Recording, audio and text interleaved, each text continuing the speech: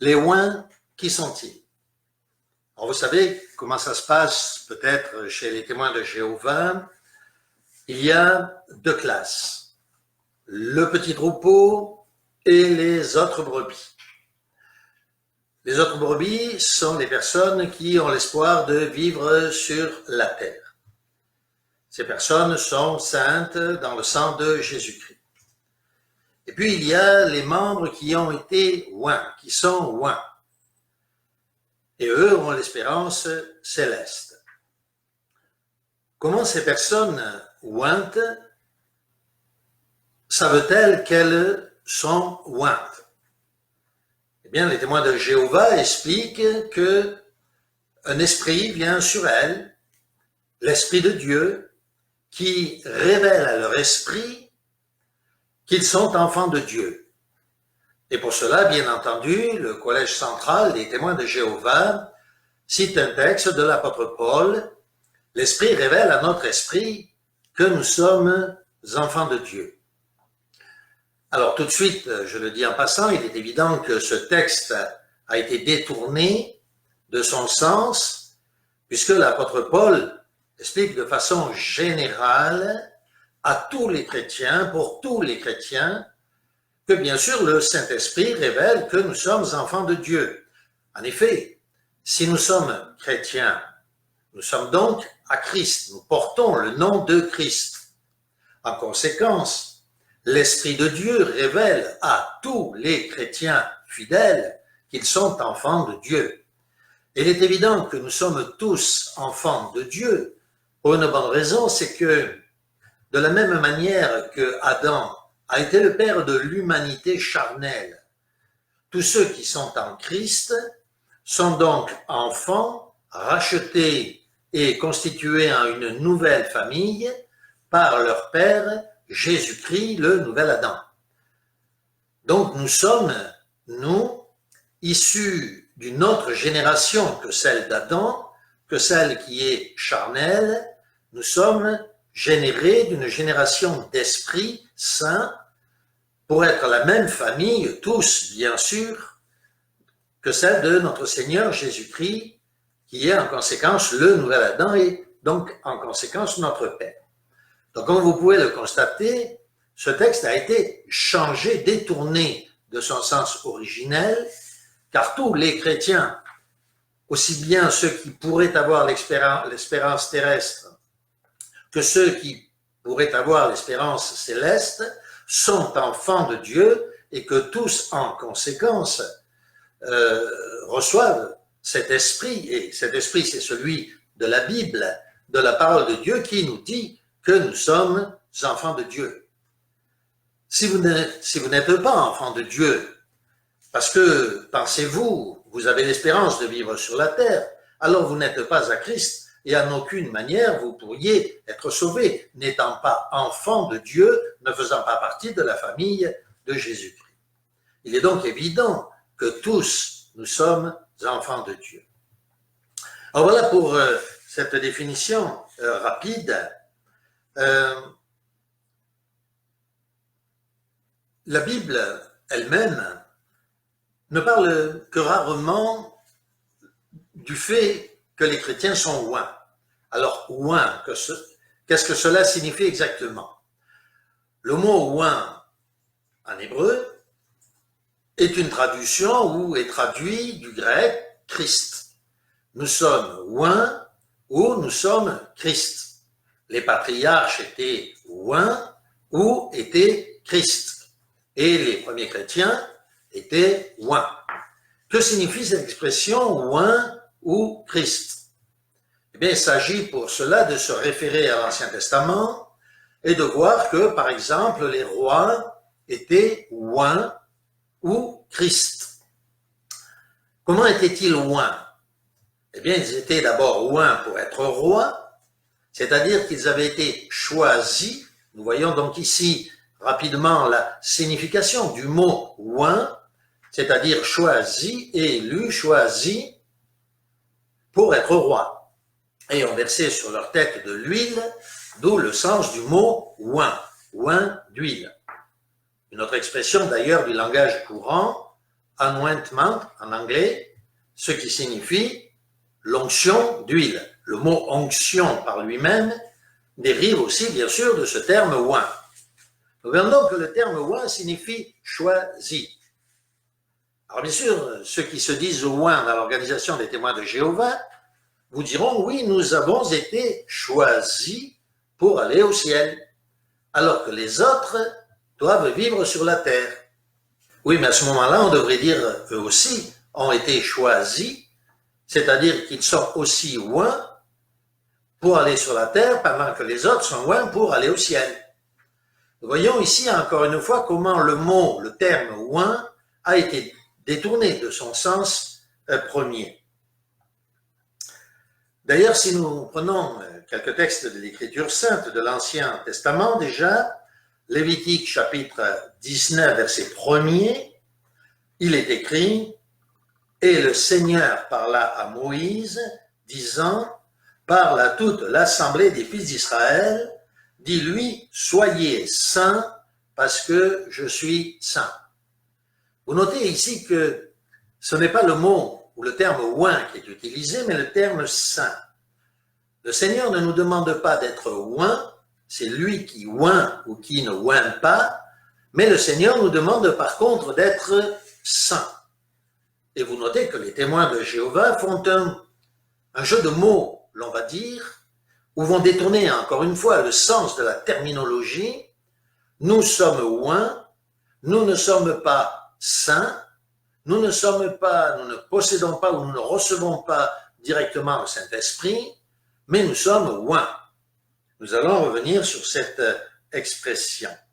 Mais vous notez donc, comme je le disais, que la Bible, par contre, nous demande d'être saints et non pas oints. Dans 1 Chronique, chapitre 16, il est écrit au verset 21 et 22, en parlant de Dieu, il châtia des rois, et il dit, ne touchez pas à mes saints. Encore une fois, ce n'est pas le terme oint qui est utilisé, mais c'est bien le terme saint. Dieu nous demande, comme il demandait à l'ancien Israël, d'être saint, c'est-à-dire sanctifié, purifié. Dans plusieurs textes de l'Écriture sainte, on trouve d'ailleurs cette expression « purifiez-vous », autrement dit, devenez saints. Nous noterons d'ailleurs au passage le rapport ou le lien qu'il y a entre être saint, c'est-à-dire propre, santé, et le mot saint, être saint spirituellement avec un T. Seul, au passage, la croix sépare ces deux vocales. Dans le Nouveau Testament, dans Actes au chapitre 9, il est écrit « Comme Pierre visitait tous les saints, il descendit aussi vers ceux qui demeuraient à Lydde. » Oui, l'apôtre Pierre visitait tous les saints, parce que tous les membres de l'Église étaient appelés saints. Nous sommes saints, effectivement, purifiés dans le sang de notre Seigneur Jésus-Christ. D'ailleurs, les apôtres écrivent des lettres, et lorsqu'ils écrivent, ils disent bien textuellement « à tous les saints ». Tous les membres de l'Église sont donc saints. Oui, mais les témoins de Jéhovah disent oui, mais il y a les saints, et nous le reconnaissons, mais il y a les saints qui sont saints et qui en plus sont oints, ont été choisis pour aller au ciel. Et nous allons voir que, bien sûr, cela n'est pas conforme à l'Écriture sainte. Alors tout d'abord, pourquoi cette différence de terminologie faite par le Collège central des témoins de Jéhovah? La première raison de cette terminologie est de pouvoir dominer sur le peuple, c'est-à-dire sur les membres de l'organisation. En effet, on vous dira par exemple que les membres du collège central sont oints, et puis qu'ils sont aidés par ceux qui ne sont pas oints, mais qui sont membres de la grande foule. Autrement dit, on est en train de faire un amalgame non défini, discret, mais réel, entre le mot saint et le mot oint. Je suis oint, donc je ne suis pas saint, mais je suis saint parce que je suis oint. Autrement dit, on joue sur les mots. Oui, je suis oint et je suis oint est traduit dans l'esprit des membres de l'organisation par il est saint. Mais la vérité, nous allons en reparler, n'est pas pourtant là. Il est vrai, et je pense que vous serez d'accord avec moi si vous avez déjà rencontré des membres oints dans l'organisation des témoins de Jéhovah, qui sont souvent âgés, qu'on les considère avec un respect considérable. Pour ne pas dire que les membres oints de l'organisation des témoins de Jéhovah sont adulés. Par exemple, on les invite régulièrement dans les études de livres pour présenter ce qu'est un oint à une personne qui étudie la parole de Dieu. Oui, le oint est sujet d'une double, voire d'une triple louange, parce qu'il porte cette étiquette de oint. Comme nous le disions, le fait de dire « je suis oint » n'implique pas que la personne est sainte. Tout au moins, elle ne le dit pas. Mais cela est sous-entendu. Mais cela n'est pas toujours et de très loin la vérité. Tout d'abord, je voudrais vous rappeler le cas d'un des membres au plus haut niveau de l'organisation des témoins de Jéhovah en France, qui en 1970-71 a été exclu de l'organisation des témoins de Jéhovah. Il s'agissait d'un des 3 membres du comité de la filiale des témoins de Jéhovah pour la France. Son nom, André Hiton. Cet homme a été expulsé, disais-je, de l'organisation des témoins de Jéhovah parce qu'il était pédophile. Et pourtant, il était oint. Oui, il était oint, c'est-à-dire qu'il affirmait qu'il recevait l'Esprit de Dieu, qui disait qu'il était enfant de Dieu, un sceau tout à fait spécial, comme le disent les témoins de Jéhovah, donc un sceau de sainteté, et pourtant cet homme était pédophile. Quelques années plus tard, cet homme a affirmé s'être repenti, en tout cas c'est ce qu'il disait, on n'avait pas pu prouver, n'est-ce pas, qu'il avait été pédophile une 2e fois, donc il affirmait s'être repenti et fut donc réintégré dans l'organisation des témoins de Jéhovah. Je rappelle que cet homme était un des 3 membres du comité de filiale de l'organisation des témoins de Jéhovah. Donc cet homme, qui était pédophile, qui a été réintégré dans l'organisation des témoins de Jéhovah, a reçu donc le pardon de l'organisation, peut-être de Dieu, Dieu seul le sait, mais cet homme, en aucun cas, n'a perdu son statut de oint. Son repentir l'a placé à nouveau, d'après l'enseignement bien sûr de l'organisation des témoins de Jéhovah, dans le club des oints. Autrement dit, cet homme qui était pédophile et qui, je pense que vous serez peut-être d'accord avec moi, on ne se débarrasse pas de la pédophilie comme cela, n'est-ce pas? Tout comme, pour ceux qui sont homosexuels, de l'homosexualité. Cet homme-là, donc, qui était toujours oint, cet homme-là, pédophile, allait juger les anges aux cieux. Car l'Écriture dit textuellement que ceux qui ont accès aux cieux vont juger les anges. L'apôtre Paul lui-même le dit, « Ne savez-vous pas que nous jugerons les anges ?»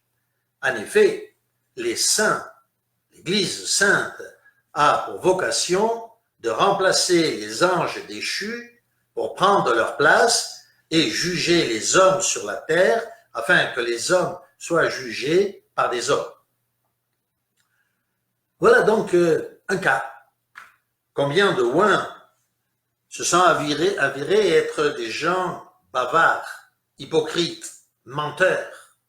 Cela est une vérité qui atteste bien entendu que l'on peut être oint, ou plus exactement se dire oint, car bien sûr, seule la personne qui affirme être oint peut attester qu'elle est ointe, aucune preuve de cette onction, aucune preuve de sa sainteté. Prenons un autre cas bien connu. Alors je suis persuadé, bien entendu, que je vais probablement choquer, si ce n'est pas déjà fait, nombre de témoins de Jéhovah, mais devant Dieu, ce que je dis est vrai.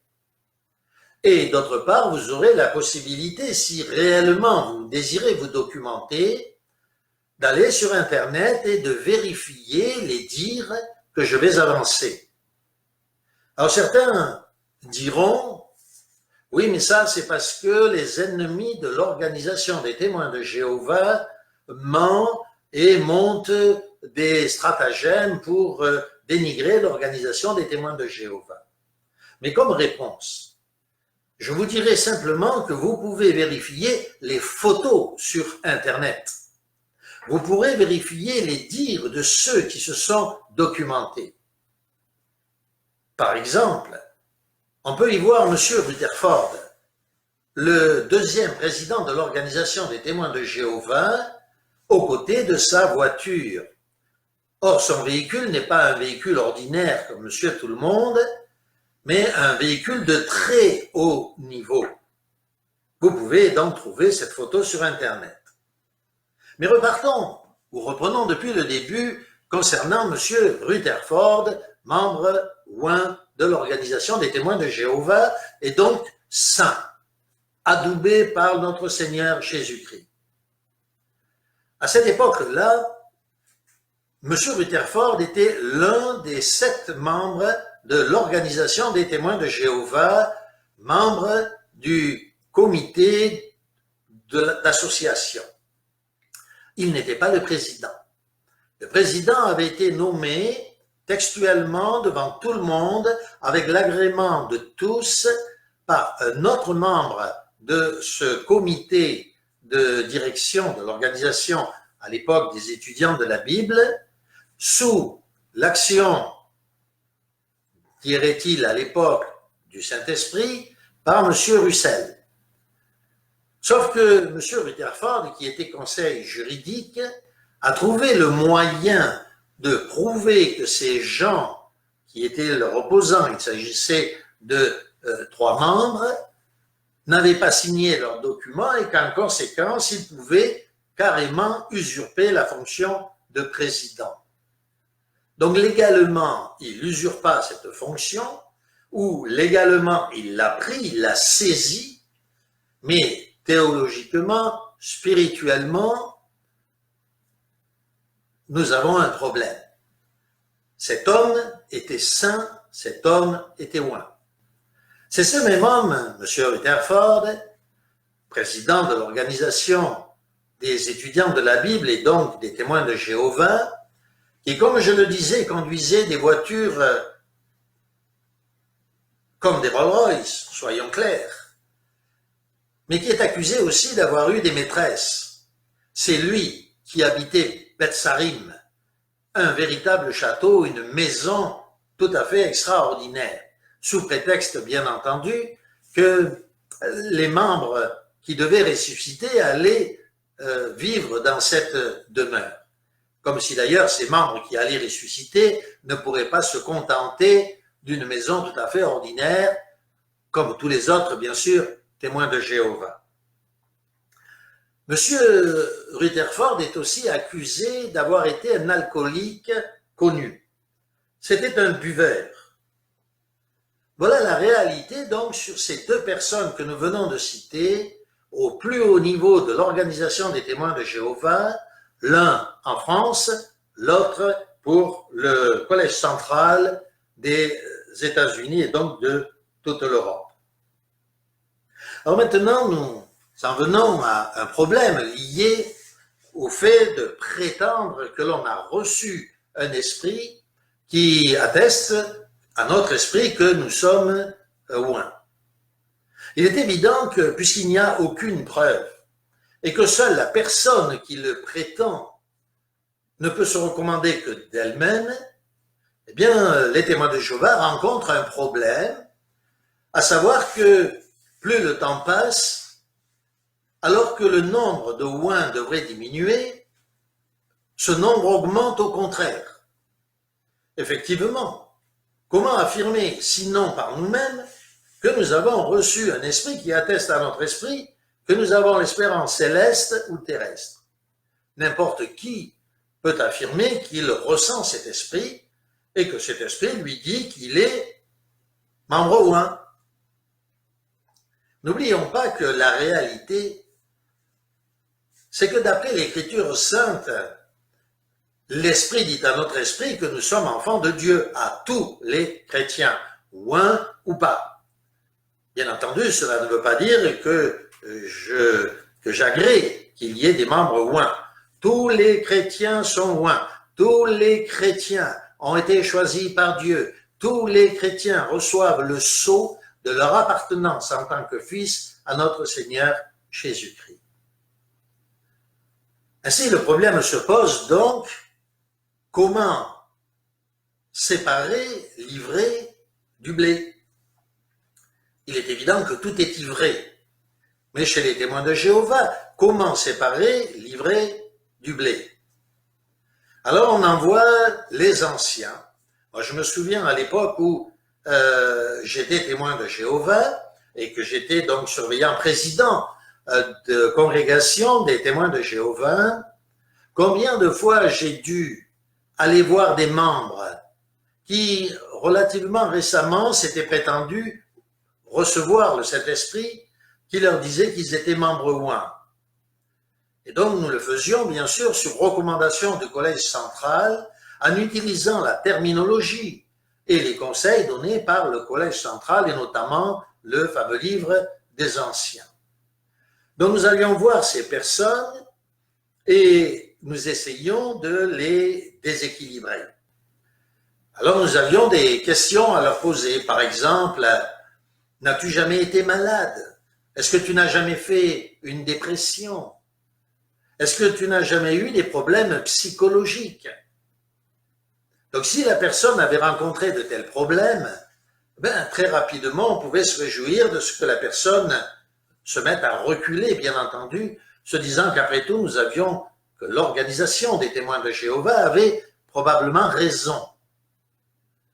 Mais sinon, imaginez ce que cela signifie. Si je venais vous voir et que je vous dise, excusez-moi mon frère, ma sœur, mais est-ce que tu n'aurais pas eu des problèmes psychologiques dans ta vie? Est-ce que tu ne serais pas déséquilibré mentalement? L'effet que cela peut avoir sur un membre de l'organisation. Une autre suggestion était de dire à ces membres que probablement il leur restait des restes de leur état de catholique ou de protestant dans le passé, qui avaient l'espérance d'aller au ciel. Et si donc aujourd'hui, mon frère ou ma sœur, toi qui te dis oint aujourd'hui alors que tu es relativement jeune, en tout cas que c'est récemment que tu nous l'as dit, c'est peut-être parce qu'il te reste des résidus de lorsque tu étais dans la chrétienté, catholique ou protestant, et que tu avais l'espérance d'aller au ciel. Voilà quelques-unes des méthodes qui étaient utilisées pour faire reculer ces personnes qui se prétendaient oints du Saint-Esprit, ressentir le fait qu'elles pouvaient, elles, prendre les fameux emblèmes, le pain et le vin, si chers donc aux témoins de Jéhovah, si chers en parole, bien sûr, mais pas en acte. Le dernier argument était de leur dire, eh bien, c'est par orgueil probablement que tu te prétends oint. Si tu ressens l'espérance d'aller au ciel, si tu penses que toi aussi tu es membre oint, c'est par orgueil, mon frère ou ma sœur. Voilà donc quelques-uns des éléments utilisés pour amoindrir la personnalité de ce frère ou de cette sœur. Alors maintenant, venons-en à la vérité. Nous avons un petit peu abordé quelques points de cette vérité de la parole de Dieu, et je vous propose donc un texte de l'Écriture sainte. Il s'agit de Matthieu au chapitre 7, verset 13.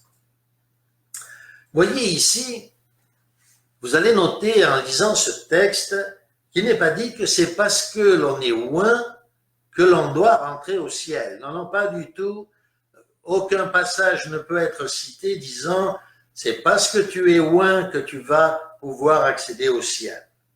Au contraire, il est dit ici « entrez par la porte étroite, car large est la porte, spacieux est le chemin qui mène à la perdition, et il y en a beaucoup qui entrent par là. » Vous notez qu'en réalité, le Seigneur nous dit qu'il y a deux portes. Une porte large prise par beaucoup et une porte étroite qui est prise par les chrétiens, bien entendu fidèles, car les chrétiens infidèles prennent bien sûr la large porte. Si donc nous sommes sincères, si nous sommes fidèles, nous devons entrer, nous dit le Seigneur lui-même, Jésus-Christ dans Matthieu 7, entrer par la porte étroite. Pour aller où? Où va cette porte étroite? Où conduit-elle? Sinon au royaume. Et ce royaume, bien entendu, est céleste et non terrestre. La parole de Dieu, ce qui ne veut pas dire qu'il n'y a pas une vie sur la terre et une vie au ciel, mais la Bible ne donne pas une troisième voie. Il y a une porte large qui conduit à la perdition, une porte étroite qui conduit au royaume céleste ou terrestre. La parole de Dieu ne fait pas de différence, c'est Dieu lui-même qui choisit ceux qui ont accès au ciel et non pas présentement les hommes qui se prétendent oints. Ils se prétendent d'ailleurs oints, comme les catholiques prétendent, eux, le pape, le Vatican, sélectionner des saints. Ce n'est plus Dieu qui mentionne les saints, c'est le Vatican qui décide qui est saint et qui ne l'est pas. La vérité est toute simple, c'est que le Seigneur seul choisit les saints. Et Jésus-Christ l'affirme lui-même, puisque, alors qu'il était vivant et que les apôtres étaient vivants autour de lui, la mère de Jean et de Jacques vint revoir Jésus pour lui demander si plus tard il serait possible de leur donner une place auprès de lui. Autrement dit, on pourrait dire aujourd'hui, s'ils étaient oints ou s'ils ne l'étaient pas, s'ils avaient l'espérance d'aller au ciel ou pas, s'ils avaient l'espérance d'être plus près du Christ. Mais Jésus dit lui-même, en réponse, « Il ne m'appartient pas de choisir moi-même, cela est donné à mon Père seul. Seul le Père choisit qui il a décidé de placer auprès de lui pour constituer son administration céleste. » Prenons notre texte, il s'agit de Luc au chapitre 13, verset 24. Notez encore une fois que cet encouragement ou cet appel vous est donné à vous, même si vous ne pensez pas être membre oint, comme il est donné bien sûr à tous les chrétiens. Efforcez-vous d'entrer par la porte étroite. Je répète, efforcez-vous, efforce-toi mon frère, ma sœur, d'entrer par la porte étroite. La suite, nous la connaissons, beaucoup chercheront à entrer et ne le pourront pas. C'est en s'efforçant d'entrer par la porte étroite que l'on purifie sa vie, que l'on devient saint et que l'on peut avoir cette espérance de faire partie de l'Église céleste de notre Seigneur Jésus-Christ. Oui, car en effet, il y a bien une vie sur la terre et une vie céleste, mais ceux qui participeront à cette vie céleste sont des membres sanctifiés, purifiés. Et nous allons voir ensuite, et tout de suite, la démonstration de ce que je viens d'affirmer. Alors tout d'abord, Matthieu chapitre 11, verset 12. Notez bien cette pensée, elle est capitale. Depuis le temps de Jean-Baptiste jusqu'à présent, c'est-à-dire entre le moment de Jean-Baptiste, où il a commencé à prêcher, jusqu'au moment où Jésus s'exprime, le Seigneur dit, « Le royaume des cieux est forcé, et ce sont les vigoureux qui s'en emparent. » Certaines traductions mettent « ce sont ceux qui luttent qui s'en emparent ». Vous notez qu'ici, il n'est pas dit « ce sont les oints qui en héritent ». Pas du tout. Est-ce que ce sont ceux qui ont reçu un esprit qui dit qu'ils ont une espérance spéciale. Non, pas du tout. Il est écrit, le royaume des cieux est forcé. Autrement dit, il faut le forcer, il faut que les chrétiens forcent. Et ce sont les vigoureux, ceux qui font des efforts vigoureux, qui s'en emparent. Toi, mon frère, témoin de Jéhovah, ou ma sœur, qui peut-être pense avoir l'espérance terrestre, peut-être ne le sais-tu pas, mais l'espérance n'est pas terrestre. L'espérance pour les saints est céleste. Tu dois lutter, tu dois faire des efforts considérables pour purifier ta vie, non pas devant les hommes, mais devant Dieu. Sanctifier ta vie, forcer la porte, prier, parce que toi aussi tu peux accéder à ce royaume, parce que ce royaume est céleste. Dans Hébreux, au chapitre 12, verset 14, notez ce texte que peu de témoins de Jéhovah connaissent en réalité réellement. Notez-le. Recherchez la paix avec tous et la sanctification sans laquelle personne ne verra le Seigneur. Recherchez la sanctification sans laquelle nul ne verra le Seigneur. Il est évident que les deux membres qui se disaient oints et dont j'ai parlé, qui étaient responsables de l'organisation des témoins de Jéhovah à un niveau plus ou moins élevé, n'ont pas recherché cette sanctification. Ils ont beau se prétendre oints, ils ne verront pas le Seigneur, parce que ce n'est pas en étant membre oint que l'on voit le Seigneur, c'est lorsque l'on recherche la sanctification. Si donc toi tu recherches cette sanctification, eh bien tu verras le Seigneur. Ce n'est pas moi qui le dis, c'est la parole de Dieu.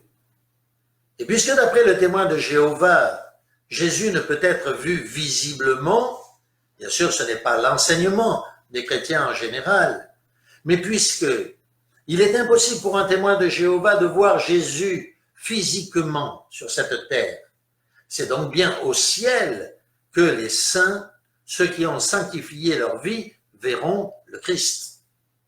Oui, tu as la possibilité de voir le Christ, oui, tu as la possibilité de rencontrer le Christ et d'être avec lui, non pas si tu es membre oint, si tu sanctifies ta vie, si tu la purifies, si tu forces sur la porte qui donne accès aux cieux.